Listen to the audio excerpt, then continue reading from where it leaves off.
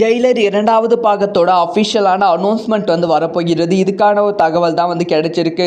So Jailer இரண்டாவது பாகத்தோட script ஒர்க்குக்காக மட்டுமே Nelson Dilipkumar அவர்கள் 2 வருடம் வந்து செலவிட்டு இருந்தாங்க. இப்போ அந்த படத்துக்கான ஸ்கிரிப்ட் ஒர்க் வந்து முடிந்து விட்டது. இதுக்கான அனௌன்ஸ்மெண்ட் வந்து வரப்போகிறது. இதை பற்றி டீட்டெயிலாக தான் பேச போகிறோம். ரொம்ப ரொம்ப முக்கியமான வீடியோவாக தான் இருக்க போகிறது.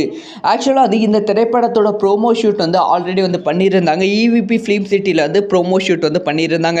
கிட்டத்தட்ட 3 நாட்கள் பண்ணப்பட்டது. இந்த ப்ரோமோ ஷூட்டில் வந்து 4க்கும் மேற்பட்ட நடிகர்கள் வந்து கலந்துக்கிட்டாங்க அப்படின்னு சொல்லப்படுகிறது. ஸோ இந்த ப்ரோமோ வந்து அஃபிஷியலாக நியூ இயருக்கு வந்து ரிலீஸ் பண்ணுற மாதிரி பிளான் வந்து இருந்தது. ஆனால் வந்து சில பல காரணங்களால் நியூ இயருக்கு வந்து இந்த ப்ரோமோ வந்து ரிலீஸ் பண்ண முடியவில்லை. படத்துக்கான ப்ரோமோ எடிட்டிங் ஒர்க் வந்து போய்கொண்டு இருக்கு. இப்போ வந்து சன் டிவி வந்து என்ன பிளான் பண்ணிட்டு இருக்காங்கன்னா, ஜெயிலர் 2ஓட அனௌன்ஸ்மெண்ட் வந்து கொடுத்துடலாம். அதுக்கான ஷூட்டிங்கும் வந்து ஸ்டார்ட் பண்ணிடலாம். அடுத்த வருடம் நியூ இயருக்கு அப்படி இல்லைன்னா வந்து பொங்கல் பண்டிகைக்கு ஜெயிலர் 2வது பாகம் வெளியாகணும் அப்படிங்கிற ஒரு விஷயத்தில் வந்து ரொம்ப தெளிவாக இருக்காங்க.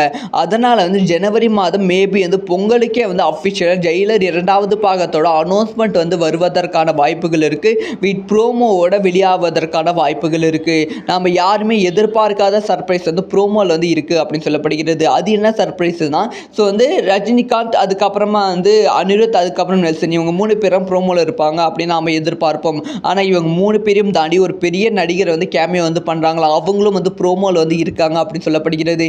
இதனால இந்த ப்ரோமோவுக்கு எக்ஸைட்மெண்ட் வந்து அதிகரித்திருக்கு ரசிகர்கள் மத்தியில்.